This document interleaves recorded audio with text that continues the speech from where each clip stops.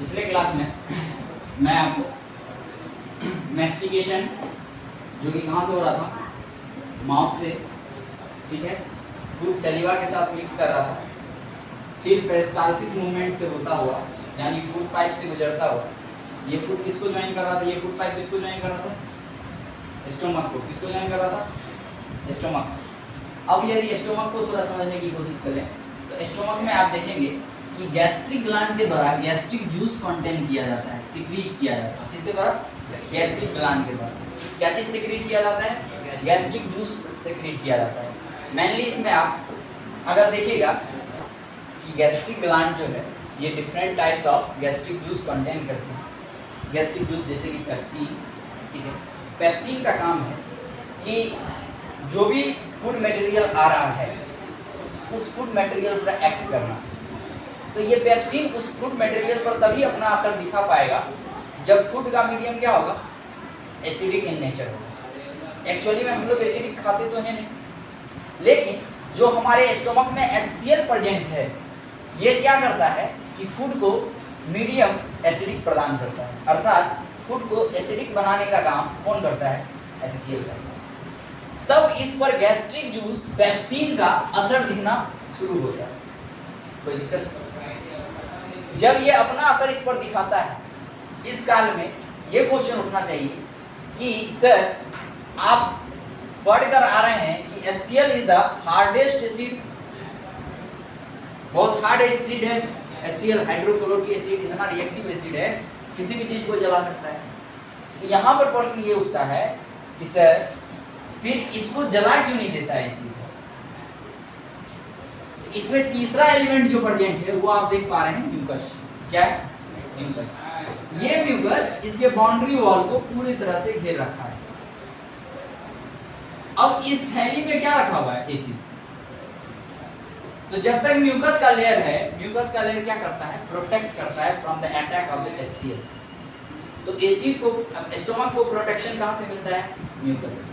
किससे मिलता है, एसिड से। एसिड फायदेमंद क्यों है, वहां पर क्यों रखा गया है, ताकि फूड मीडियम को वो एसिडिक बना सके, ताकि पेप्सिन अपना असर आसानी से इस पर दिखा सके। कोई दिक्कत है?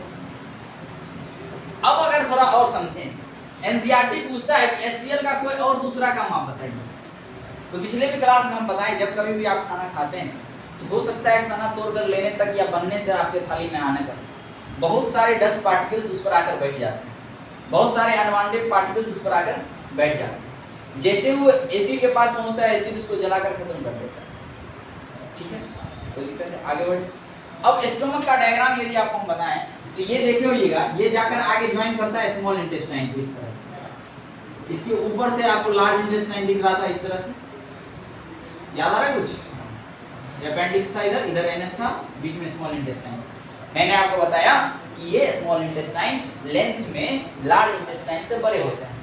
अर्थात जो छोटे दिखते हैं वो छोटे होते नहीं हैं, वो बड़े होते हैं, और जो बड़े होते हैं वो छोटे होते हैं। समझ में आया? स्मॉल इंटेस्टाइन चूंकि स्मॉल लगा हुआ है, इसका मतलब ये नहीं कि वो स्मॉल इंटेस्टाइन, हाँ, डायमीटर के मामले में उससे छोटा है, बट लेंथ के मामले में स्मॉल इंटेस्टाइन लार्ज इंटेस्टाइन की तुलना में बड़ा है।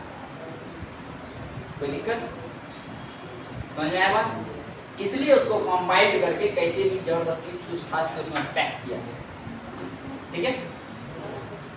अब जब स्मॉल इंटेस्टाइन पर जाइएगा तो इसमें कुछ इंटेस्टाइनल एंजाइम सीक्रेट होते हैं, जिसका काम है कार्बोहाइड्रेट को ग्लूकोज में तोड़ देना, जिसका काम है फैट को फैटी एसिड और ग्लाइसोल में तोड़ देना, जिसका काम है प्रोटीन्स को एमिनो एसिड में तोड़ देना। और यहीं पर फिंगर लाइक प्रोजेक्शन प्रेजेंट होता है, जिसको हम लोग कहते हैं बिली। इस तरह का स्ट्रक्चर प्रेजेंट होता है, इस तरह का स्ट्रक्चर प्रेजेंट होता है, दिस इज कॉल्ड बिली। बिली का काम होता है सरफेस एरिया को बढ़ाना, और चूंकि ये सरफेस एरिया को बढ़ा देता है तो एब्जॉर्प्शन का रेट भी बढ़ जाता है। तो एब्जॉर्प्शन का रेट बढ़ाने में मदद कौन कर रहा है, बिली। अगर बिली खराब हो जाए, सोचो तो क्या होगा। तो जो एब्जॉर्प्शन होने का विधि आपके शरीर में चल रहा है वो एब्जॉर्प्शन हो पाएगा, ना न्यूट्रिएंट रह पाएगा, कोई भी न्यूट्रिएंट नहीं रह पाएगा, ना प्रोटीन ना विटामिन एब्जॉर्ब भी नहीं होगा शरीर के द्वारा, क्योंकि बिली खराब है। तब जो ये गाना भी सुनते हो ना आप, खेवा महरी के हाथ तब मोटा आ जाएगा, वो गाना है ना, ट्रेंड चला था।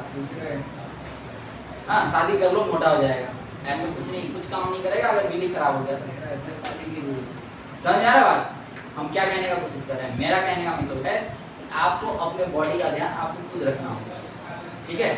तो यहाँ पर कहने का मतलब हो गया कि बिल्ली का काम होता है एब्जॉर्प्शन का काम करना, और यदि बिल्ली खराब हो गया तो आपके शरीर जल्दी ग्रोथ नहीं करेगा, दुबला पतला होना, ग्रोथ नहीं करना, खाना का सही से डाइजेशन नहीं होना, तरह तरह का बीमारियां आना, खाना से रिलेटेड न्यूट्रिशन, वेट का लॉस होना, ये सब कहाँ से शुरू हो जाता है? बिल्ली के खराब होने। अर्थात एब्जॉर्प्शन जैसे ही खराब हुआ तो शरीर का हर एक हिस्सा गड़बड़ाने लगता है।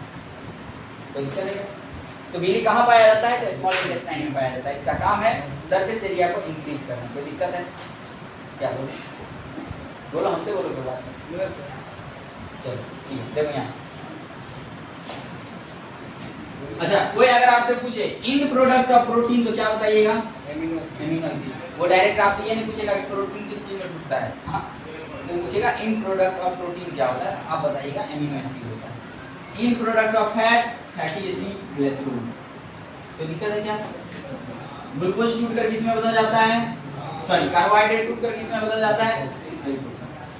अब स्मॉल इंटेस्टाइन में क्या होता है कि कुछ और ऑर्गन्स के द्वारा जो चीज सेक्रीट किया जाता है वो अपना सेक्रीशन किसको देता है? Small intestine. किसको देता है?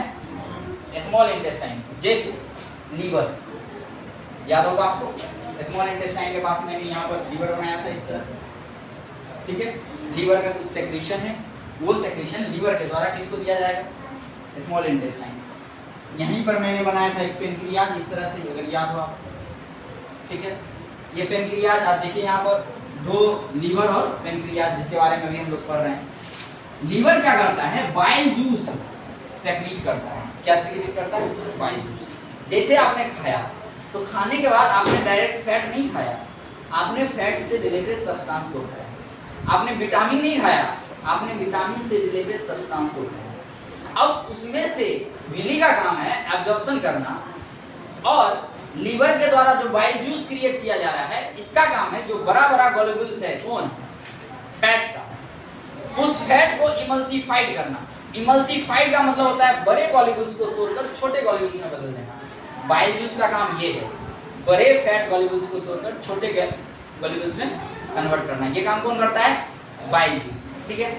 अब जब ये छोटे स्मॉलर ग्लोब्यूल्स में कन्वर्ट हो जाएगा तब लाइपेज अपना एक्शन दिखाएगा। तब लाइपेज अपना एक्शन दिखाएगा, तब जाकर फैट फैटी एसिड में टूटेगा। अभी नहीं, बाइल जूस ही नहीं फैटी एसिड में तोड़ देता है।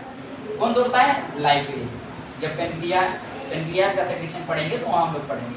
अभी मैं आपको बताने का कोशिश कर रहा हूँ कि बाइल जूस का काम है बड़े बड़े सब्सटेंस को, बड़े बड़े फैटी सब्सटेंस को, फैट ग्लोब्यूल्स को तोड़कर छोटा कर देना ताकि एंजाइम आए तो आसानी से इसको एक्ट कर सके, ठीक है? तब इसमें आता है कौन पर? पेनक्रियाज। और ये पेनक्रियाज क्या करता है? पेनक्रियाटिक जूस सेक्रेट करता है, और पेनक्रियाटिक जूस के रूप में ट्रिप्सिन और लाइपेज आता है। लाइपेज क्या करता है? फैट को फैटी एसिड और ग्लाइकोल में तोड़ देता है, और ट्रिप्सिन प्रोटीन्स को पेप्टोन्स में, पेप्टोन्स से अमीनो एसिड, पेप्टाइड्स से अमीनो एसिड में तोड़ देता है। कोई दिक्कत है क्या? इतना समझ। अब यहाँ से ये कनेक्ट होकर कहाँ जाता है? Large intestine. कहाँ जाता है? लार्ज। तो जो एक्सेस अमाउंट ऑफ वाटर बच गया था तो यहाँ पर वहाँ एब्जॉर्प्शन हुआ था, अब दोबारा एब्जॉर्प्शन होगा, तो इस वजह वहाँ पर जो एब्जॉर्ब नहीं हो पाया वाटर का क्वांटिटी, वो आकर यहाँ पर क्या होगा? एब्जॉर्ब होगा। इसलिए इस प्रोसेस को आप डायरेक्ट लिख सकते हैं, यहाँ पर री एब्जॉर्प्शन होगा। क्या होगा? री एब्जॉर्प्शन, ठीक है? और जो वेस्ट मटेरियल बच जाएगा उसको एनएस के द्वारा रिमूव आउट कर दिया जाएगा। That process is called egestion. उस प्रोसेस को हम लोग क्या करते हैं? इजेशन। कोई दिक्कत नहीं समझने में? क्या पूरा डाइजेस्टिव सिस्टम आपके समझ में आया? माउथ मैस्टिकेशन से लेकर इजेशन तक, इंजेशन से लेकर इजेशन तक। कोई दिक्कत है क्या? कौन सा एंजाइम क्या काम करता है, किसको तोड़ता है, ये बात आप समझ में आ गया, ठीक है? अब भोजन आपके शरीर में चला गया, अब भोजन से एनर्जी कैसे मिलता है नेक्स्ट क्लास में तो रेस्पिरेशन की, ठीक है? कोई दिक्कत?